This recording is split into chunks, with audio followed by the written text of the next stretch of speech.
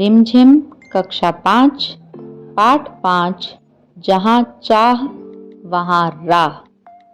नमस्कार प्यारे बच्चों, कैसे हैं आप सब। उम्मीद करती हूँ आप सब लोग स्वस्थ और खुश होंगे। बच्चों, क्या आपने कभी जो काम अपने हाथों से करते हैं वो पैरों से करने की कोशिश की है? अगर नहीं की तो अभी करके देखिए। है ना कितना मुश्किल काम? बिल्कुल।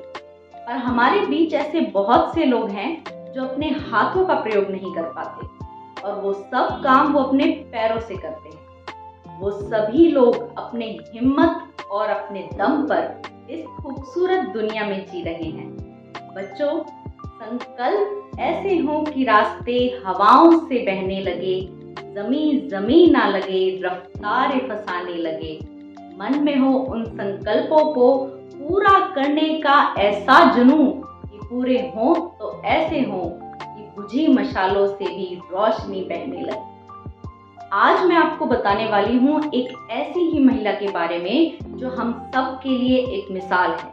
उनके हिम्मत और जज्बे ने वो कर दिखाया जो बहुत से लोग सोच भी नहीं पाते। आइए बच्चों, मिलते हैं इला सचानी जी से। बच्चों, इला सचानी जी एक ऐसी महिला हैं जिनकी हिम्मत की अनूठी मिसाल है। ये कढ़ाई के नमूने, कहीं मलमल के कपड़े पर बने ये सुंदर बेल बूटे, कहीं रेशम के कपड़े पर की गई सुंदर कशीदाकारी। बच्चों, ये कशीदाकारी हाथों से नहीं बल्कि पैरों से की गई है। 26 साल की इला गुजरात के सूरत जिले में रहती हैं और उनका बचपन अमरेली जिले के राजकोट गांव में अपने नाना के यहाँ बीता। सांझ होते ही जब मोहल्ले के सब बच्चे खेल रहे होते और जब इन खेलों से मन भर जाता तो पेड़ की डालियों पर झूला डालकर ऊंची ऊंची पेंगे लेते और ऊंचे स्वर में एक साथ गाते। कच्चे नीम की नींबोरी सावन जल्दी आइयो रे, कच्चे नीम की नींबोरी सावन जल्दी आइयो रे। इला गाने में तो उनका साथ देती पर उनके साथ खेल नहीं पाती थी। रस्सी पकड़ने को हाथ बढ़ाती मगर हाथ तो उठते ही नहीं थे। वह चुपचाप एक किनारे पर बैठ जाती, मन ही मन सोचती, मैं भी ऐसा कुछ क्यों नहीं कर पाती हूँ।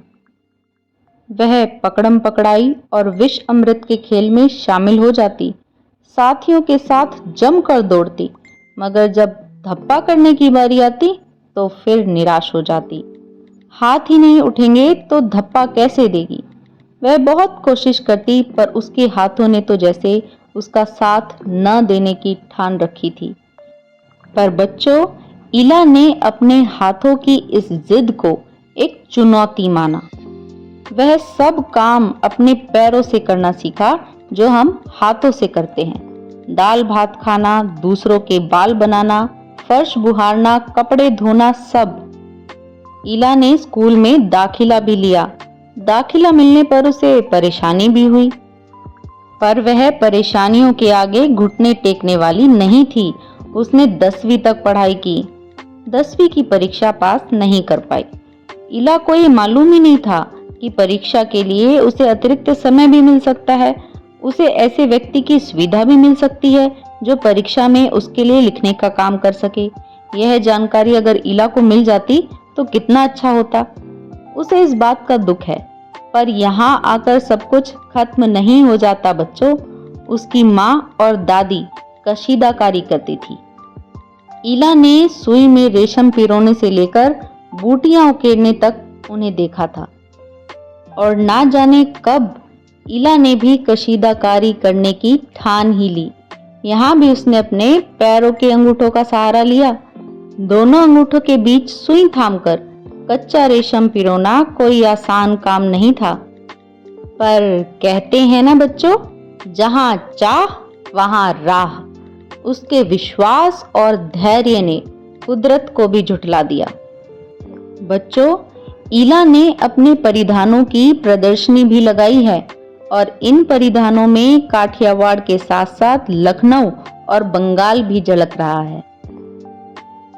इला ने पारंपरिक डिजाइनों में एक नवीनता भरी है। इला के पांव अब रुकते नहीं हैं। आंखों में चमक, होठों पर मुस्कान और अनूठा विश्वास लिए वह सुनहरी रुपहली बूटियां उकेरते थकती नहीं हैं। इला ने अपनी हिम्मत और जज्बे से इन पंक्तियों को सच कर दिखाया। जहां चाह वहां राह। बच्चों, अब आपके लिए है कुछ मजेदार काम। आपको बताना है कि इला को क्या परेशानी थी, साथ ही ये भी कि कशीदाकारी से आप लोग क्या समझते हैं। बच्चों, अगर इला आपके साथ आपके स्कूल में होती तो आपको क्या लगता है कि उसे क्या परेशानियां हो सकती थी, और अगर आप इला के साथ होते तो क्या करते। इन सब प्रश्नों की चर्चा आप अपनी कक्षा में जरूर कीजिएगा।